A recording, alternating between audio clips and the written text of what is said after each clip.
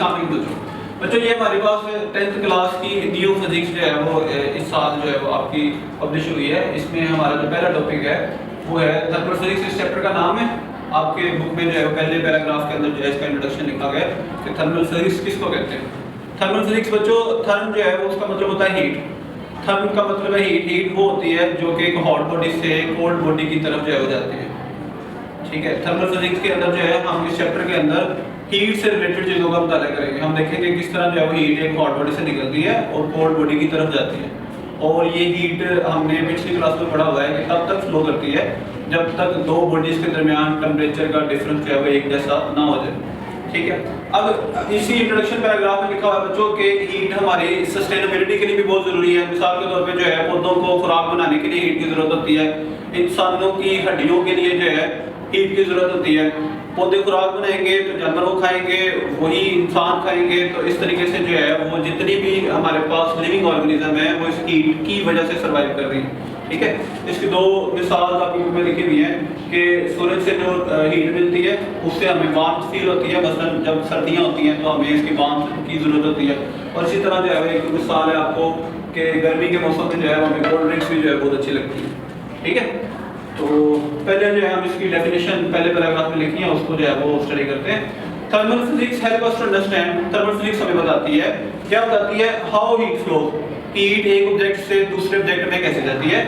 How the temperature of a substance changes.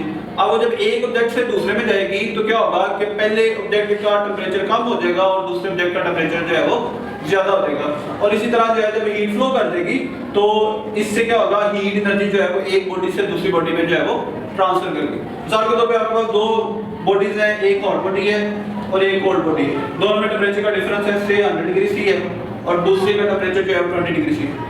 अब होगा यूं बच्चों कि ये 100 डिग्री सी वाले टेंपरेचर से जो है वो हीट निकलेगी और कोल्ड बॉडी की तरफ जाएगी। शुरू में ये 90 हो जाएगा, ये 30 हो जाएगा, फिर ये 80 हो जाएगा, ये 40 हो जाएगा, 70 हो जाएगा, 50 हो जाएगा, ये 60 हो जाएगा और ये भी 60 हो जाएगा। जब तक दोनों का टेंपरेचर एक इतना नहीं हो जाएगा हीट फ्लो करती रहेगी। और जब दोनों का टेंपरेचर एक इतना हो जाता है उस अमल को मैंने पहले बताया था, उसको हम कहते हैं थर्मल इक्विलिब्रियम। ठीक है, तो ये बच्चों इंट्रोडक्शन पैराग्राफ के अंदर जो है वो एक सिंपल सी डेफिनेशन है। इसके अलावा जो हमारे पास पहला इसका टॉपिक है वो स्टार्ट करते हैं हम थर्मल एक्सपेंशन से। ठीक है, थर्मल एक्सपेंशन क्या होता है? थर्म का मैंने पहले मतलब बताया आपको कि हीट होता है और एक्सपेंशन का मतलब होता है किसी चीज का साइज बढ़ जाना। अब वो साइज लेंथ की शक्ल में बढ़ सकता है, वो उसका वॉल्यूम भी इंक्रीज हो सकता है, वो उसका एरिया भी बढ़ सकता है। तो अगर किसी चीज का साइज हीट की वजह से बढ़ जाए तो इस अमल को हम क्या कहते हैं? Thermal expansion. ठीक है, डेफिनेशन में क्या लिखा हुआ है? It is the change in length, length में इजाफा हो सकता है, एरिया, एरिया में इजाफा हो सकता है और वॉल्यूम, वॉल्यूम में इजाफा हो सकता है किसी भी सब्सटेंस के व्हेन इट इज हीटेड, जब इसको गर्म किया जाता है। तो इस अमल को जो है हम सिंपल डेफिनेशन में क्या कहते हैं? Thermal expansion. इसकी सिंपल सी मिसाल है, मिसाल के तौर पे आपके पास एक बॉडी है जिसको हमने हीट करने से पहले उसकी लेंथ जो है वो L है। जैसे ही हम इसको क्या कहते हैं? हीट करेंगे तो हीट करने के बाद जो है जिस एंड में इसको हीट करना शुरू करेंगे उस एंड से जो है इसकी लेंथ में इजाफा होना शुरू हो जाएगा। मिसाल के तौर पे ये जो है वो हीट करने के बाद इसकी लेंथ में डेल्टा L का इजाफा होगा। डेल्टा स्टैंड फॉर चेंज और L stand for length. Delta L क्या बता रहा है हमें? Change in length. ये क्यों हुआ? क्योंकि हमने ऑब्जेक्ट को जो है वो हीट करना शुरू कर दिया। अच्छा बच्चों, अभी हमने डेफिनेशन पढ़ी है थर्मल एक्सपेंशन की। थर्मल एक्सपेंशन अभी हमने पढ़ा है कि जब हम किसी ऑब्जेक्ट को हीट देते हैं तो वो ऑब्जेक्ट जो है उसकी लंबाई में, उसके वॉल्यूम में, उसके एरिया में जो है वो एक्सपेंशन हो जाती है, वो बड़ा हो जाता है। अब हम देखते हैं कि ऐसा होता क्यों है। पहले बच्चों ये हमें पता है कि जैसे हीट ऐड होती है किसी भी ऑब्जेक्ट के अंदर तो उसका टेंपरेचर राइज होता है। टेंपरेचर राइज होगा तो उस ऑब्जेक्ट के अंदर जितने पार्टिकल्स हैं उनकी काइनेटिक एनर्जी में भी इजाफा होगा। काइनेटिक एनर्जी में इजाफा होगा तो पार्टिकल्स जो हैं वो ज्यादा तेजी से मूव करेंगे, तेजी से मूव करेंगे, आपस में टकराएंगे, दीवारों के साथ टकराएंगे। क्योंकि सॉलिड जो है इंतहाई कॉम्पैक्ट होता है तो वो टकराने की वजह से क्या होगा कि वो बाहर की तरफ खुलने की कोशिश करेंगे। जब बाहर की तरफ खुलने की कोशिश करेंगे तो उससे क्या होगा कि उसकी लेंथ में जो है इजाफा होगा।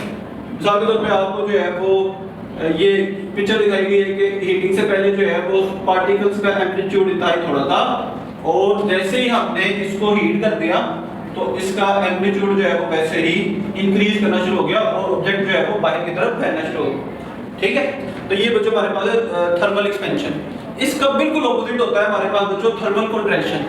जैसे एक्सपेंशन में मॉलिक्यूल फैलते हैं, कॉन्ट्रैक्शन में जो है वो सिकुड़ते हैं।